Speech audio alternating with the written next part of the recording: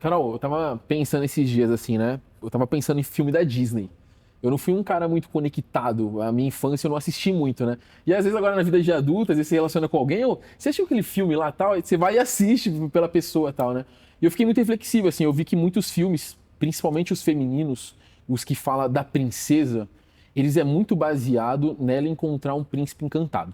É, A história é a menina que tá lá sozinha e ela tá esperando o príncipe encantado salvar ela daquela solidão. E agora a pauta dela é o relacionamento. Tanto que quando casa, acaba o filme, né? é, É o final feliz. é o E feliz aí, você, para fica- sempre. e aí você fica pensando, são sempre princesas, geralmente, né?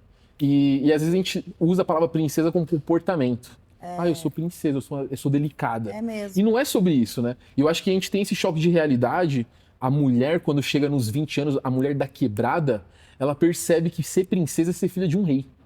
É, Pô, logo, ela não vai ter aquela vida fácil, ela não pode pautar a vida dela na vida de um homem. Porque a mãe dela vai falar logo cedo pra ela, vai falar, ó, filha, trabalhe pra você não depender de homem nenhum. Porque sim. a vida de quem tá na quebrada, que ganha salário de 3 mil pra baixo, É, e você depender disso, e a Pô, 3 menina mil pra baixo foi até generoso, tipo, né? A galera vive com é, salário mínimo pra é baixo. É muito cruel, né, forte na cara? realidade. E a criança Assim, cresce com aquele pensamento de ser uma princesa. De só se preocupar com a família, né? Aí você vê a classe alta que defende isso, né? sim. Pô, esse feminismo aí tá atrapalhando as mulheres, agora as mulheres estão perdendo o lado feminino dela, É, né? Mas a quebrada é diferente. A total. quebrada, se ela não trampar, ela não consegue ajudar a família a ter renda. Às vezes ela não faz a faculdade, ela não consegue comprar o look que ela quer.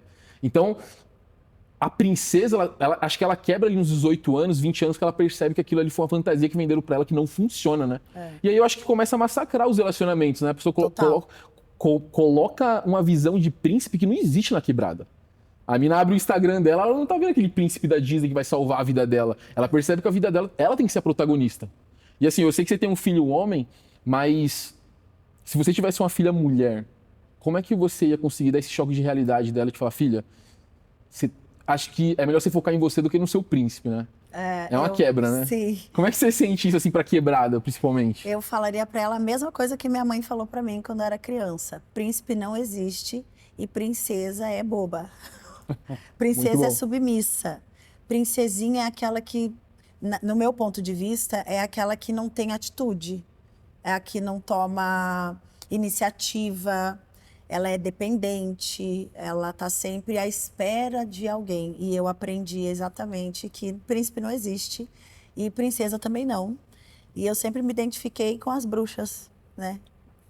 Eu acho a bruxa das histórias da Disney mais interessante, tirando a parte da maldade que elas fazem, Sim. que eu também penso, será que elas são más desse jeito? Ou transformaram elas nisso porque elas têm um ponto de vista diferente do que se é esperado num reino de homens que estão prontos para escolher suas esposas, né?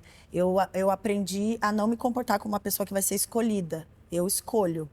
Então, Muito bom. desde criança sempre foi assim. A minha mãe falava: não dependa de homem.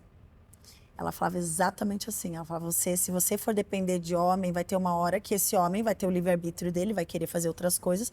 Você vai ter que lidar com essa rejeição. E aí eu tive que aprender a lidar com uma rejeição, uma possível rejeição já na minha infância, né? Porque por questões também raciais, então eu nunca fui a preferida, sempre era a preterida. Então eu já não tinha esse lugar de, ai, será que alguém vai me escolher? Será que eu tenho que ser assim e me podar para ser escolhida? Porque eu já sabia que mesmo me podando eu não seria escolhida.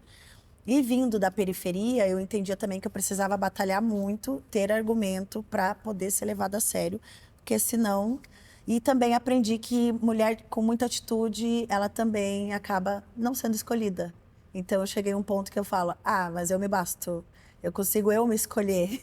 Eu me escolho e então eu prefiro seguir no pensamento de vamos vibrar na mesma frequência. Então, eu acredito muito que existem mulheres que pensam dessa forma, que têm filhos homens, e ensinam esses homens a não serem também os príncipes, né? Aquele que tem que pagar tudo, que tem que fazer tudo, que tem que estar sempre com a mulher delicadinha, que o homem não pode ser delicado, ele tem que estar sempre num cavalo branco, com uma espada, lutando contra os dragões. Eu já sou de uma outra realidade. Muito bom. Muito pô, bom. muito foda. Eu acho que, tipo, isso tem a ver também. Eu acho que, tipo, Não sei se Bell Hooks faz muito estilo do que você entende como personalidade preta e tal, como mulher preta, mas eu não sei como foi pra você também entender onde você encontrou esse amor, se foi nas suas amizades. Porque você teve dois momentos, tanto Sim. seu momento de ascensão, Carol, tô com a Carol. Aham. Tem um momento de queda, e eu não conheço a Carol. Sim. E agora tem um momento dessa, né, eu não sei se volta ou só se você se reconstruindo, algo nesse sentido. Como é que você lida com essas amizades assim perto? São elas que te dão esse amor e esse suporte 100%? Sim, total. Eu acho que quando a gente lida com a rejeição, principalmente no meu caso, assim, que já é uma figura pública, que eu já tive essa intimidade com a rejeição desde a infância, mas quando você vira uma figura pública aclamada, e aí você passa por um período de tombo, e aí você acaba tendo é como se fosse uma reclamação daquilo, porque daí você sobrevive ao tombo, né? Quando você sobrevive a uma carga muito pesada de rejeição ou negligências, você acaba se tornando uma lenda. Você vira uma figura lendária. Eu aprendi isso Sim, com de os meus fato. amigos, com os meus fãs, com admiradores, profissionais. Falo, cara, você passou por uma situação muito pesada, eu no seu lugar não aguentaria. E eu falo, aguentaria. Qualquer um pode sobreviver a uma situação de declínio, né? E o declínio, ele é importante para você também saber quem realmente gosta de você. Quem está do seu lado, quem realmente é seu amigo, quem realmente tá por você. Porque a amizade, a gente encontra várias quando a gente tá bem. Todo mundo quer estar do lado, quer um pouquinho daquela tua luz. Mas quando a tua luz tá apagada, aí você vê que são poucas pessoas que têm uma chama para te emprestar e te reacender de novo.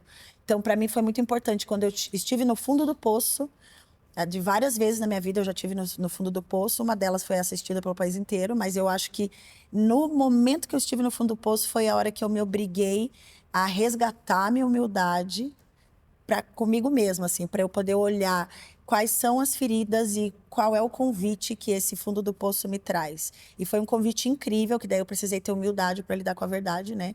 Que é de olhar as pessoas para além do que elas também podem me dar. E se essa pessoa que está me emprestando a chama, quando a chama dela apagar, eu estarei Puta, isso é foda. acesa para ela? Isso é foda.